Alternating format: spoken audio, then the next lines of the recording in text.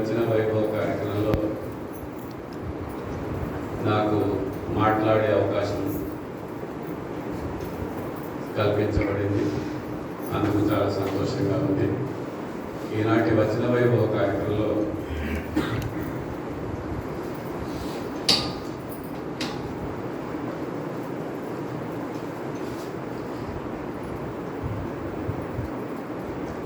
విశ్వగురు బసవేశ్వరుల వారి దివ్య సందేశాన్ని మీ ముందు ఉంచదలుచుకున్నాను.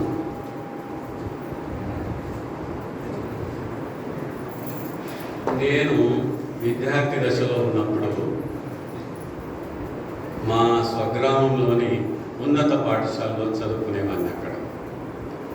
అక్కడ మాకు హిందీ బోధించే ఉపాధ్యాయుడు తరచుగా ఒక సూక్తిని వినిపించేవారు. అదేంటంటే,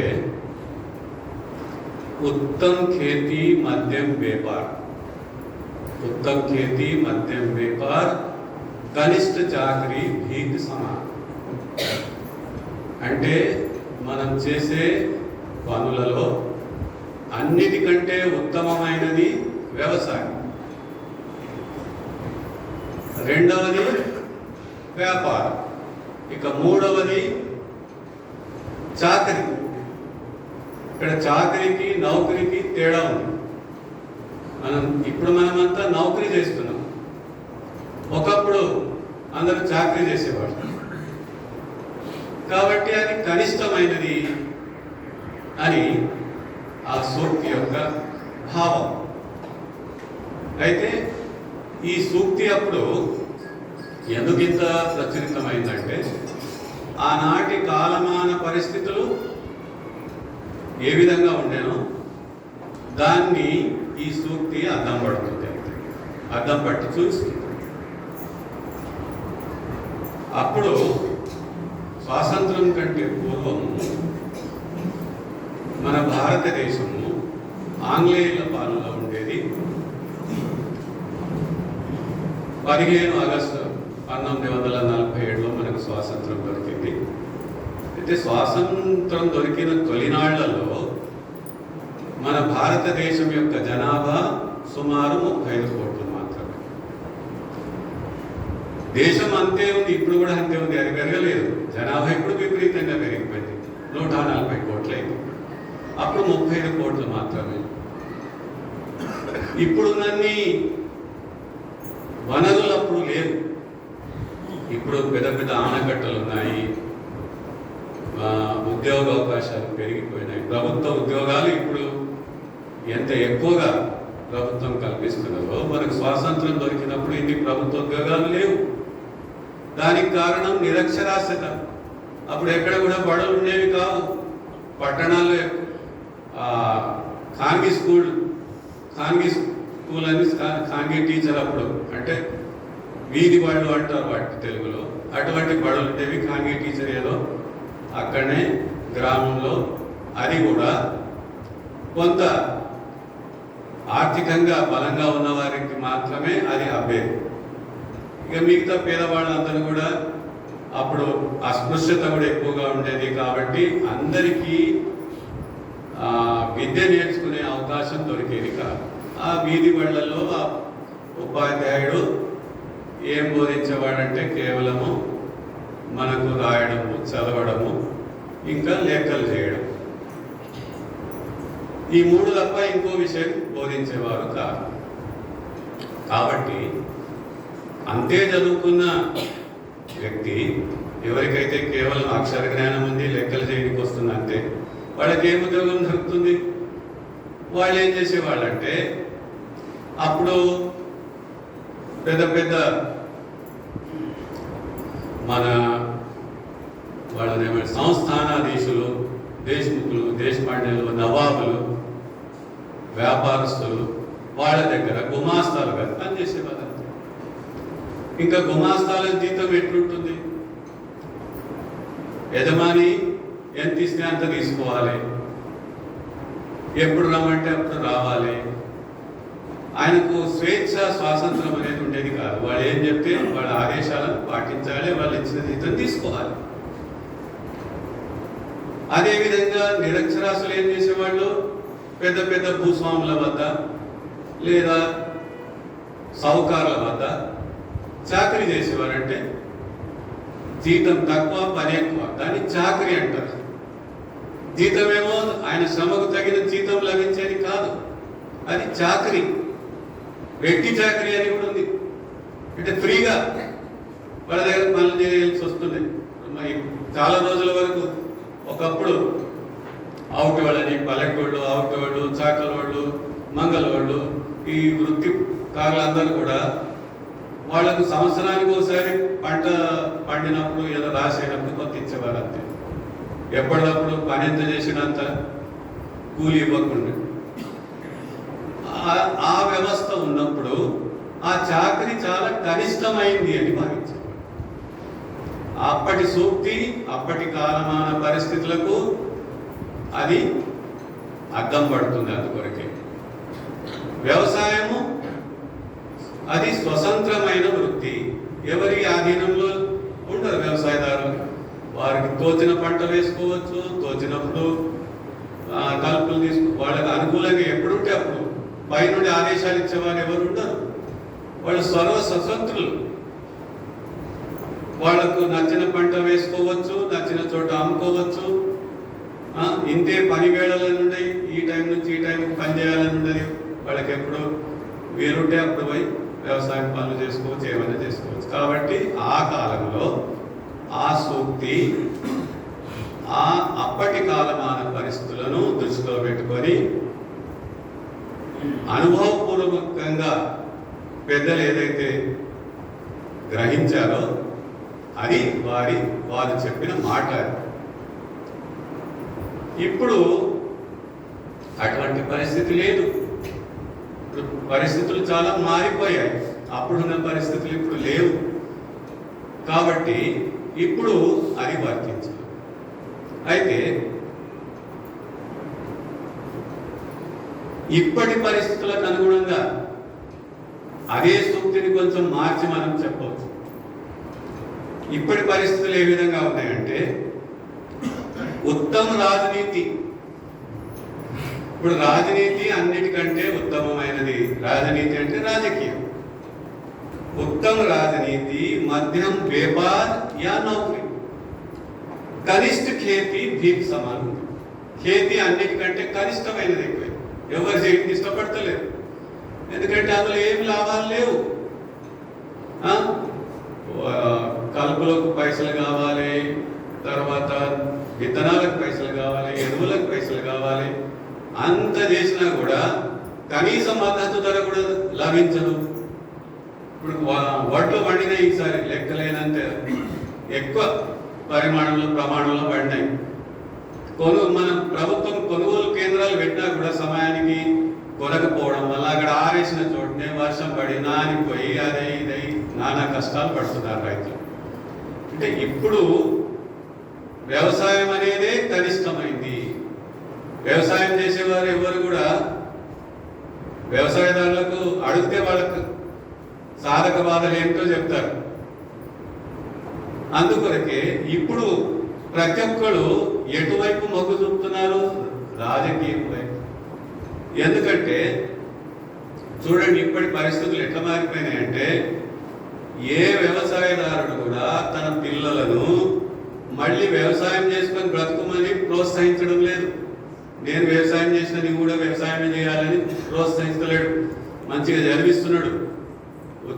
ఉద్యోగం మీరు ప్రభుత్వ ఉద్యోగులుగా మారండి, లేదా ఇంకేదైనా వ్యాపారవేత్తగా మారండి అని వారిని ప్రోత్సహిస్తున్నారే తప్ప వ్యవసాయదారులు ఎవరు కూడా తమ పిల్లలను మేము నడిచిన వాటిలోనే మీరు కూడా ముందుకు సాగండి, ఈ ఏదైతే ఆస్తి ఉందో ఇది పెద్దల ఆస్తి, దీన్ని ఇంటిని కాపాడుకోండి అని చెప్తలేరు. ఎందుకంటే అందులో ఏమి లాభం లేదు. ఇక వ్యాపారస్తులు సరే, అప్పుడు కూడా మధ్యస్థులుగానే ఉండి మొత్తం खेती మధ్యం వ్యాపారం అప్పుడు ఉండేది. ఇప్పుడు కూడా వాళ్ళ వ్యాపారం అప్పుడు ఎట్లనే ఉంది, ఇప్పుడు కూడా అట్లనే ఉంది. అందులో ఏం చేర్పులు మార్పులు లేవు. కానీ దాంతో పాటు ఇప్పుడు నౌకరీ మధ్యస్థుల వాళ్ళు, రాజకీయ నాయకులు మొదటి శ్రేణిలోకి వస్తారు. రెండో శ్రేణిలో వ్యాపారస్తులకు, దాంతో పాటు ప్రభుత్వ ఉద్యోగులకు. ఇప్పుడు ప్రభుత్వ ఉద్యోగులకు మంచి జీతాలు ఉన్నాయి, అన్ని సౌకర్యాలు ఉన్నాయి. పదవి విరమణ సరే, ఇప్పుడు 2003 తర్వాత ఉద్యోగం పొందిన వారికి పెన్షన్ లేదనుకోండి, కానీ అంతకుముందు ఉద్యోగంలో చేరిన వారికి జీవితాంతం వారికి పెన్షన్ ఉంటుంది.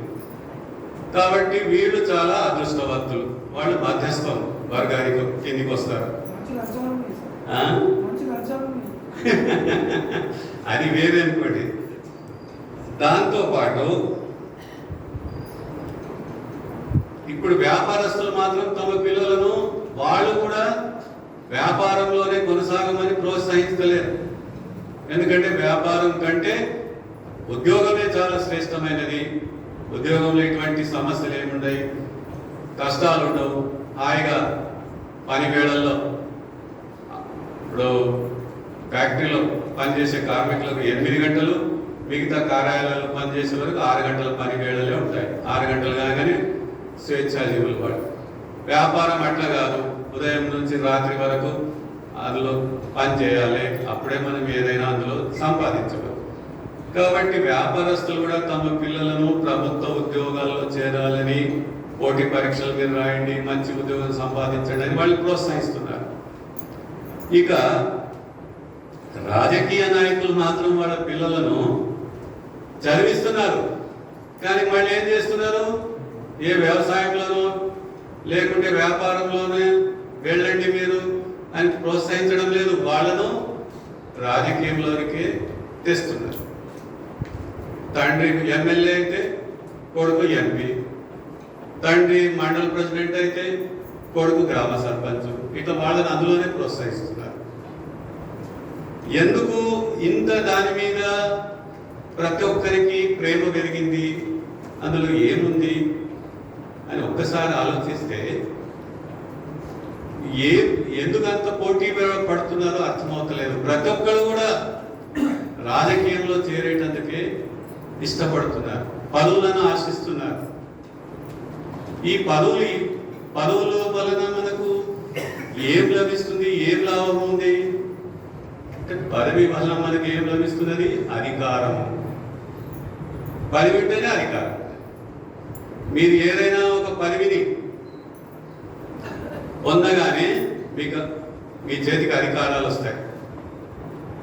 అప్పుడు మీరు ప్రతి ఒక్కరి మీద మీ డామినేషన్ పెంచవచ్చు. అధికారులు, కలెక్టర్ కూడా, ఇప్పుడు కలెక్టర్ జిల్లాధికారి, ఆయన ఐఏఎస్ పాస్ అయ్యేటందుకు 7-8 సంవత్సరాలు కష్టపడి ఎంతో శ్రమపడి ఐఏఎస్ ఆఫీసర్గా జిల్లా కలెక్టర్ వస్తాడు. ఎమ్మెల్యే ఎలాంటి విద్యార్హతలు లేకుండా ఒకసారి పోటీ చేసి నెగ్గితే, ఈ మన ప్రజాస్వామ్యంలో ఎట్లుందంటే ఎమ్మెల్యే పోతే కలెక్టర్ లేచి నిల్చోవాలి, ప్రజాప్రతినిధి అని ఆయనకు గౌరవం ఇవ్వాలి. ఆయన ఏదైనా చెప్తే ఆయన మాటను బేఖాతరు చేయడానికి వీలు లేదు. ఆయన ఏం చెప్తే అది చేయాలి, దాన్ని ఇంప్లిమెంట్ చేయాలి వెంబడే. కాబట్టి ప్రతి ఒక్కరు ఇప్పుడు ఇటువంటి రాజకీయ నాయకులు వాళ్ళ యొక్క పదవి వలన వాళ్ళు ఎటువంటి అధికారాలు పొందుతున్నారు, వాళ్ళు ఏం చేయగలుగుతున్నారు, ఏం చేయగలరు అని ప్రతి ఒక్కరు గమనించి ఏం చేస్తున్నారంటే ప్రతి ఒక్కరు రాజకీయ నాయకునిగా ఎదగాలని ప్రయత్నిస్తున్నారు. ప్రతి ఒక్కరు ఎక్కడ చూసినా అందరూ రాజకీయమే అన్నిటికంటే శ్రేష్టమైంది అని భావిస్తున్నారు. రాజకీయ నాయకులు కూడా వాళ్ళ పిల్లలను రాజకీయంలోనే చేరేటందుకు ప్రోత్సహిస్తున్నారు. అయితే ఇప్పుడు దేశం మొత్తంలో అందరి నెత్తులు ఏం గుర్తున్నదంటే రాజకీయాల పిచ్చి. రాజకీయాలు ఎంత వాళ్ళని పిచ్చి వాళ్ళగా చేసినాయంటే ప్రతి ఒక్కడు వాడు ఇప్పుడు గ్రామ పంచాయతీ స్థాయిలో ఉండే వార్డు సభ్యుల నుండి మొదలుకొని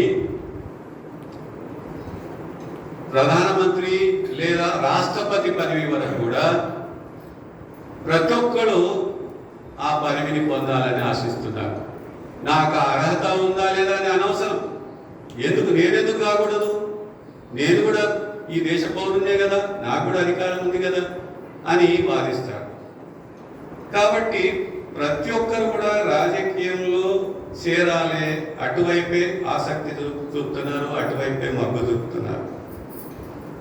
అందుకొరికి ఇప్పుడు ఏమైపోయిందంటే 18 సంవత్సరాల వయసు నిండిన యువకులు మొదలుకొని 80 సంవత్సరాల వయసు దాటిన వయోవృద్ధుల వరకు ప్రతి ఒక్కరూ ఏదో ఒక పదవి కొరకు పాకులాడుతున్నారు, ఆరాటపడుతున్నారు. ఏదైనా విధంగా ఏ విధంగానైనా దాన్ని సాధించాలి, సొంతం చేసుకోవాలి అని నానా తంటాలు పడుతున్నారు. ఎందుకింత దీని మీద వ్యామోహం పెరిగింది, ఎందుకింత డిమాండ్ పెరిగింది పదవులది అంటే, పదవి ఉంటే మన దగ్గర అధికారం ఉంటుంది. అధికారం ఎలాంటిదంటే మన చేతితో ఒక AK-47 ఉన్నంత బలం ఉంటుంది. AK-47 ఉన్నవాడు ఎంత ధైర్యంగా ముందుకు సాగుతాడో వానికి ఎంత బలం ఉంటుందో, అధికారం చేతులు ఉంటే కూడా అంతే బలం ఉన్నది. ఈ అధికారం ఎట్లా వస్తుంది? పదవి మూలనే వస్తుంది. కాబట్టి అందరు పదవుల కొరకు, గ్రామ సర్పంచ్ స్థాయి నుండి అన్ని పదవుల కొరకు, రాష్ట్రపతి పదవి వరకు కూడా ఇప్పుడు అందరు ప్రతి ఒక్కళ్ళు పోటీ పడుతున్నారు. కాబట్టి అంటే ఆశావాహులు ఎక్కువైంది, పదవి కావాలని ఆశించే వాళ్ళ సంఖ్య పెరిగింది. కాబట్టి పోటీ అనివార్యమైపోయింది, ప్రతిదానికి పోటీ.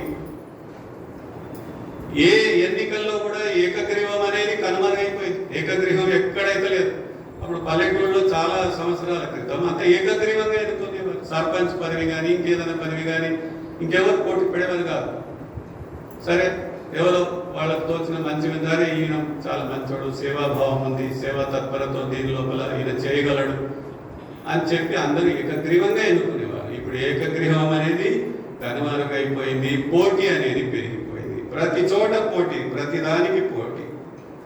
ఈ పోటీ పెరగడం వలన పదవికి కూడా ఓపెన్ గా బహిరంగంగా వేలం వేస్తున్నారు. సర్పంచ్ పదవికి ఇన్ని పైసలు ఇవ్వాలి, మేము ఏకగ్రీవంగా ఎన్నుకుంటామని గ్రామస్తులు కూడా ఇదే అదనుగా చూసి అది కూడా వ్యాపారంగా మారిపోయింది.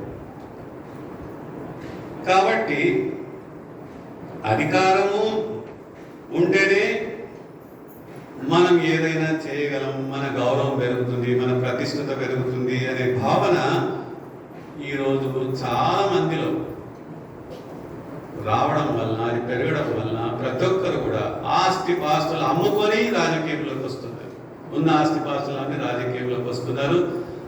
ఏ పదవి దొరికితే చాలు, ఏదైనా పదవి ఉండదు, అది ఆ పదవి ప్రతిదానికి పోటీ. వార్డు సభ్యులు కూడా, గ్రామ పంచాయతీ వార్డు సభ్యులు కూడా పోటీ పెరిగిపోయిందంటే ఇక రాజకీయాల పిచ్చి ఎంత మొదలైందో మనం అర్థం చేసుకోవచ్చు.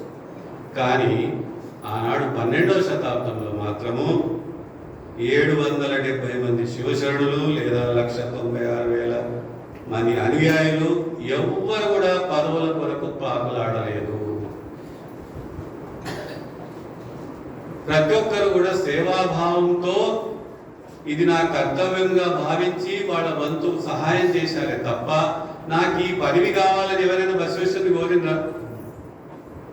నాకు అధ్యక్ష పదవి చేయండి, నాకు ఫలానా గ్రామానికి అధ్యక్షుని చేయండి అని ఎవరైనా కోరినరా? ఎవరు కూడా. అందరూ కూడా సమిష్టిగా కలిసి ఒక భక్తి ఉద్యమాన్ని తీసుకొని వచ్చారు. అంత పెద్ద భక్తి ఉద్యమం ఆనాడు 12వ శతాబ్దంలో అది జోరు అందుకున్నది.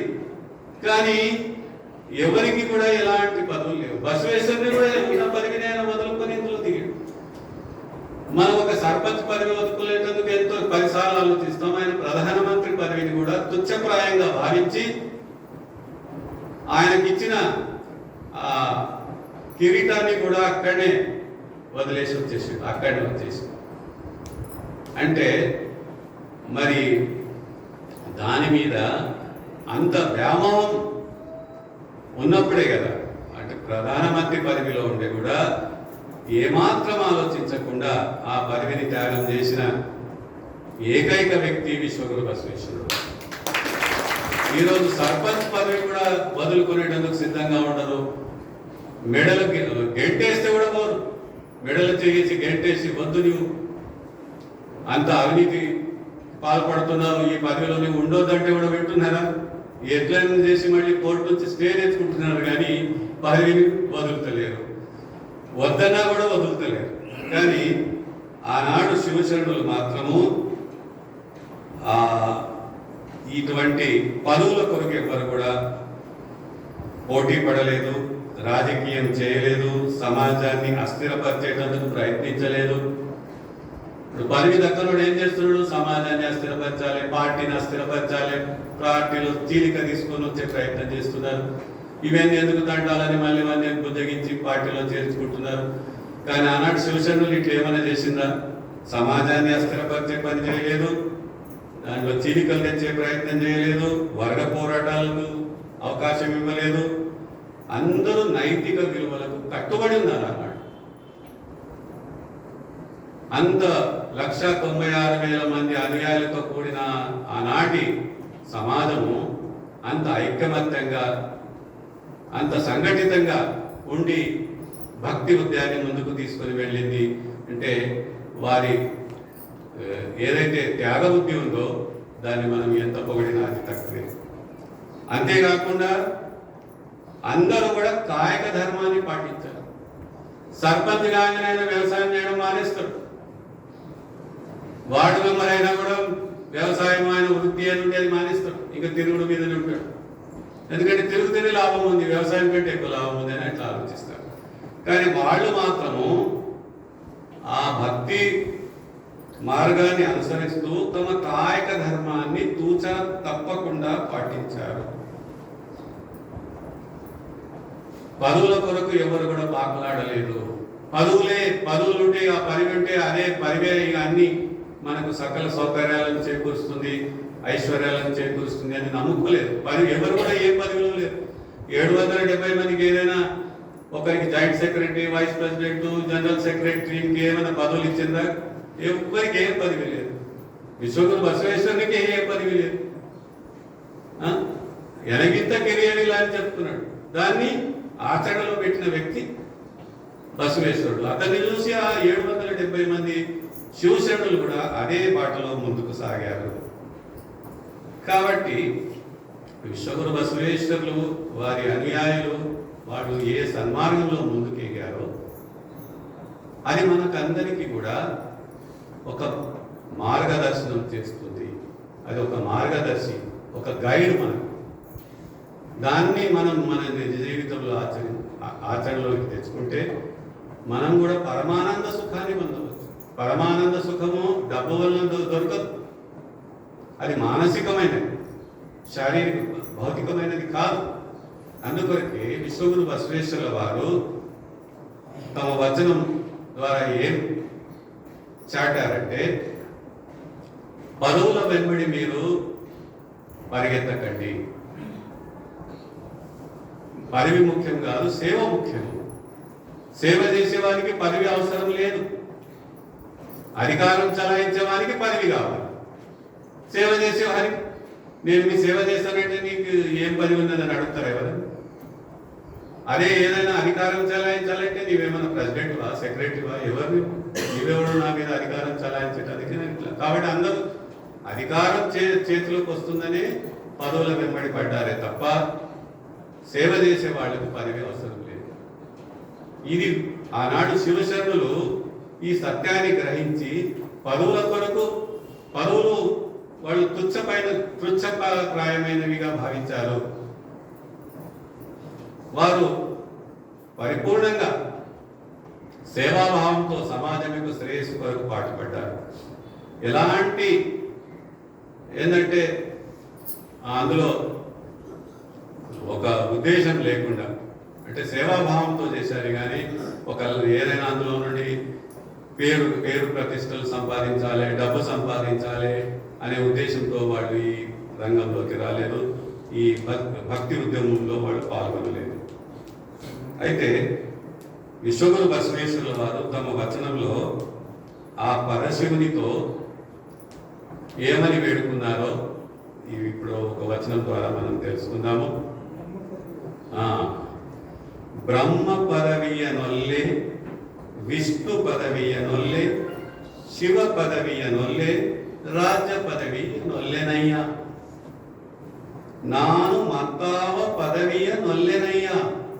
ಕೂಡಲ ಸಂಗಮ ದೇವ, ನಿಮ್ಮ ಸದ್ಭಕ್ತರ ಪಾದವ నరిదిప్పువ మహాపదవి కరుణిసయ్యా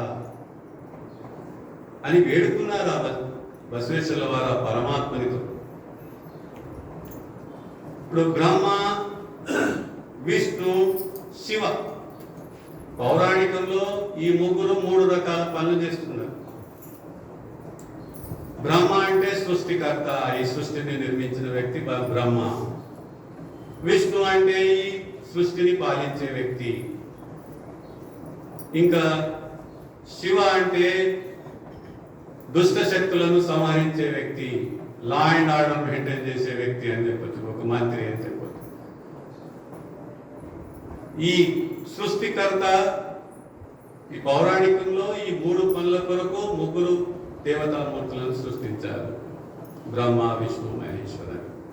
3 పనులు నిర్వర్తిస్తున్నారు. ఒకరు వైకుంఠంలో, ఒకరు కైలాసంలో, ఒకరు ఇట్లా వాళ్ళు ఉండే స్థానం వేళ్ళు, వాళ్ళకు ఒక కుటుంబము, ఇవన్నీ పురాణంలో గాథల్లో మనం చూస్తాం. అయితే ఈ పురాణాల ఉదాహరణ ఎందుకు తీసుకున్నారంటే,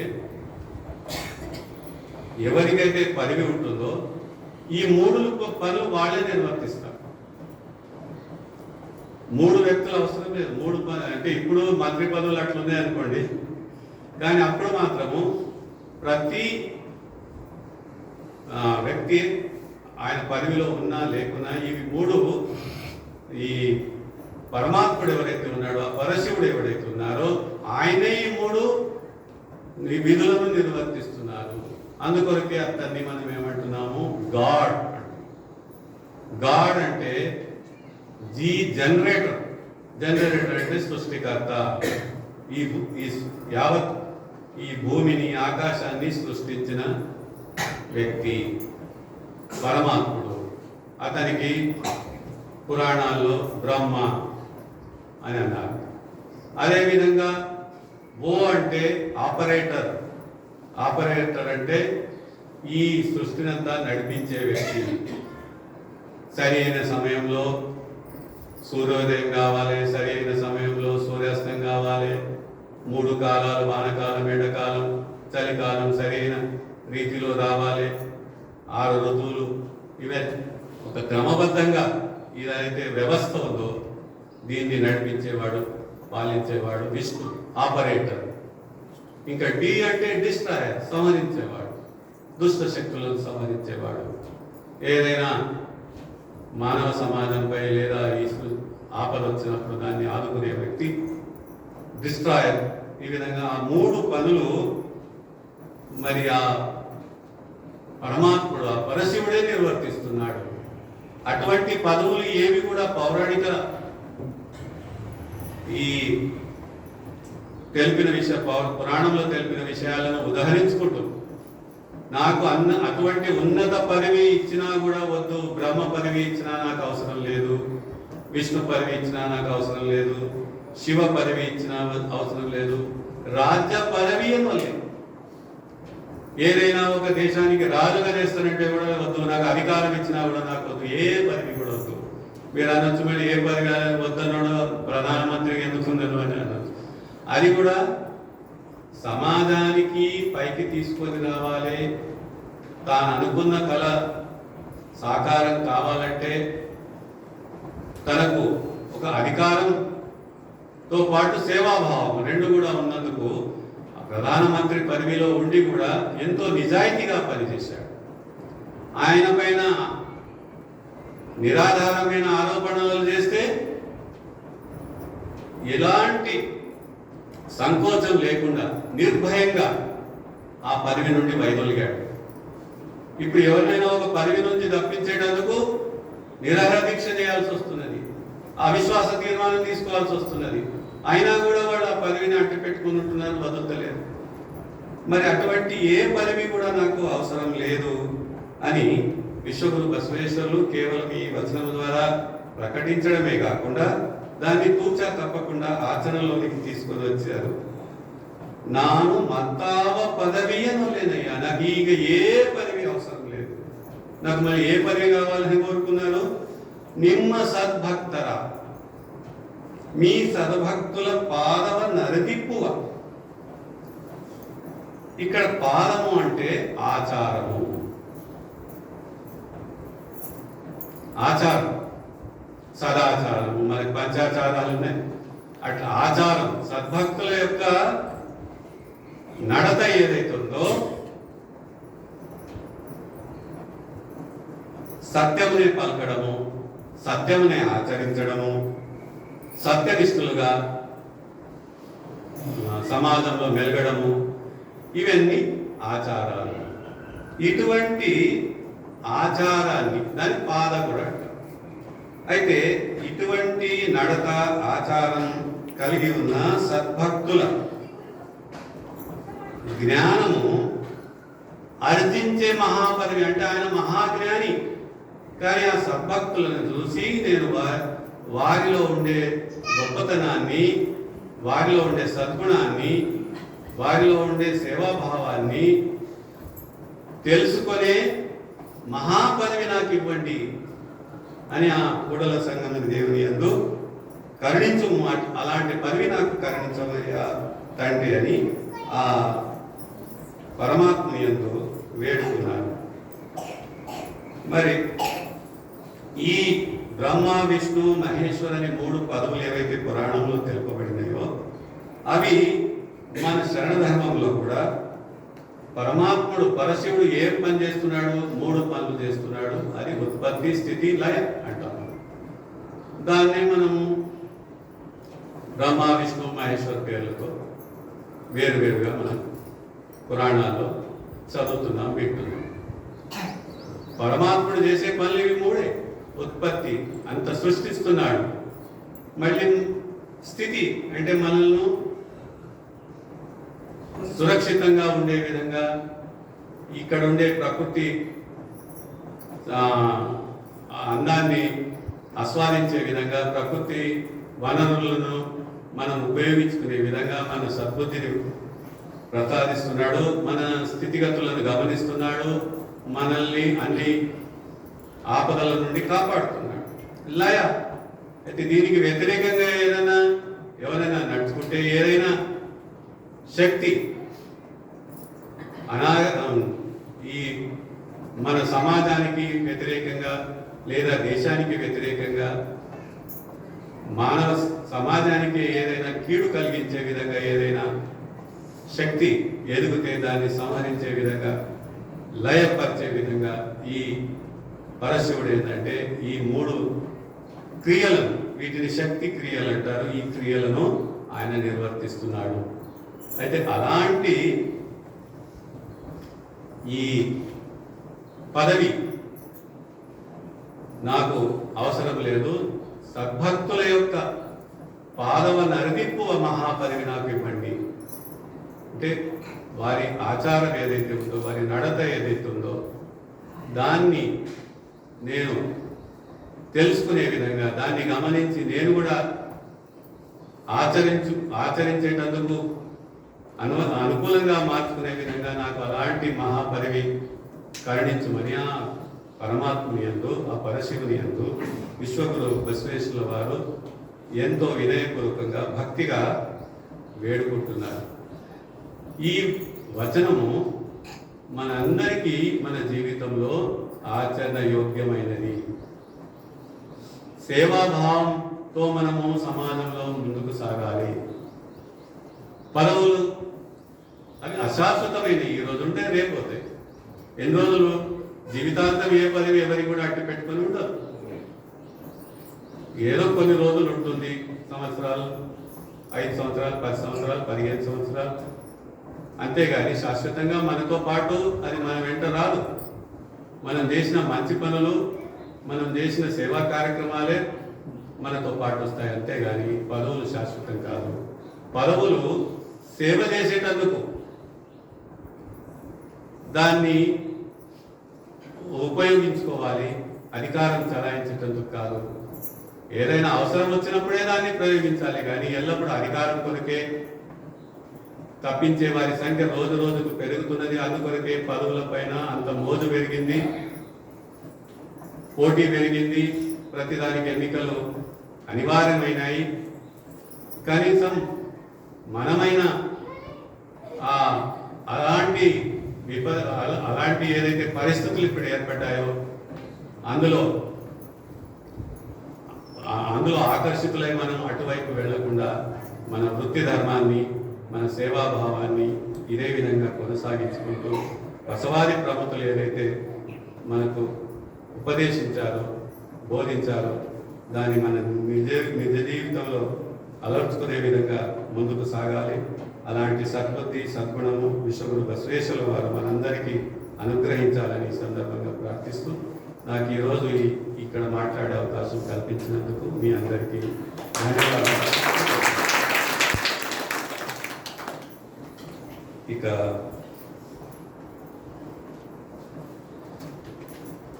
కొన్ని ప్రకటనలు. మీ అందరికీ తెలుసు, ప్రతి సంవత్సరం శ్రావణ మాసం పురస్కరించుకొని మన జైరాబాద్ లింగాయ సమాజం ద్వారా శరణతత్వ ప్రవచన కార్యక్రమం ఏర్పాటు చేయడం జరుగుతుంది. ఈసారి కూడా శ్రావణ మాసం పురస్కరించుకొని జైరాబాద్ లింగాయ సమాజ ఆధ్వర్యంలో ఇదే నెల 13వ తేదీ నుండి వచ్చే నెల 12వ తేదీ వరకు 30 రోజుల పాటు శరణతత్వ ప్రవచన కార్యక్రమం మన బసవేశ్వర ఫంక్షన్ హాల్లో ప్రతినిత్యం సాయంత్రం 7:15 నుండి 8:30 గంటల వరకు అక్కడ కొనసాగుతుంది. పరమ పూజ్య శ్రీమద్ నిరంజన ప్రణవ స్వరూపి బసవ మహంత స్వామీజీ, మహాలింగేశ్వర మఠం, సిర్సింగి, బెళగావి జిల్లా వీరు ఈ నెల రోజుల పాటు శరణతత్వ ప్రవచనాన్ని మనందరికీ అనుగ్రహిస్తారు. కాబట్టి ఈ నెల 13వ తేదీ నుండి వచ్చే నెల 12వ తేదీ వరకు ప్రతినిత్యం బసవేశ్వర ఫంక్షన్ హాల్లో జరిగే ఈ ప్రవచన కార్యక్రమంలో ఎప్పటి మాదిరిగా ఈసారి కూడా ಹೆಚ್ಚು సంఖ్యలో పాల్గొని కార్యక్రమాన్ని జయప్రదం చేయవలసిందిగా మీ అందరితో మనం చేస్తున్నాను. సోదరి మండల కొరకు ప్రతి సంవత్సరం ఏ విధంగా అయితే బస్ సౌకర్యం మీకు కల్పించబడుతుందో ఈసారి కూడా బసవేశ్వర మందిర్ నుండి బసవేశ్వర ఫంక్షన్ హాల్ వరకు మీరు అక్కడ వచ్చేటందుకు బస్ సౌకర్యం ఉంటుంది. దాన్ని సద్వినియోగం చేసుకోవాలి. అందరూ ಹೆಚ್ಚు సంఖ్యలో పాల్గొనాలి. ఈ నెల రోజుల పాటు జరిగే ఈ శరణతత్వ ప్రవచన కార్యక్రమంలో ప్రతిరోజు ఒకరు దాసోహదాతలుగా ఉండి ప్రసాద సేవలో పాల్గొంటున్నారు. అట్లా ప్రసాద సేవలో పాల్గొనదలిచిన ఆసక్తి గల సమాజ బాంధవులు మన సమాజ ప్రధాన కార్యదర్శి శ్రీ సుభాష్ రేకుల్గి గారిని లేదా ఉపాధ్యక్షులు శ్రీ ఉలిగడ్ల శేఖర్ గారిని సంప్రదించి మీరు ఏ డేట్ నాడు ఈ ప్రసాద సేవలో పాల్గొనదలిచారో ఆ డేట్ను మీరు ముందే రిజర్వ్ చేసుకోగలరని మీ అందరితో మనం చేస్తున్నాను. ఇక అదేవిధంగా ప్రతినిత్యం పరమ పూజ్య స్వామీజీ ఎవరైతే ప్రవచనకర్తగా జైరాబాద్లో నెల రోజుల పాటు ఇక్కడ బస చేస్తున్నారో వారి ప్రసాద వ్యవస్థ రోజు మధ్యాహ్నం, రాత్రి ప్రసాద వ్యవస్థ కొరకు కూడా మన సమాజ బాంధవుల స్వగృహంలో వారి ప్రసాద వ్యవస్థ ఏర్పాటు చేయడం జరుగుతున్నది. ఈసారి కూడా మీకు ఎప్పుడు వీలుంటే మీకు అనుకూలమైన డేట్ ఏదంటే ఆ రోజు మీరు పరమ పూజ్య స్వామీజీ గారిని మీ ఇంటికి వారిని ఆహ్వానించి ప్రసాద సేవ చేయవచ్చు.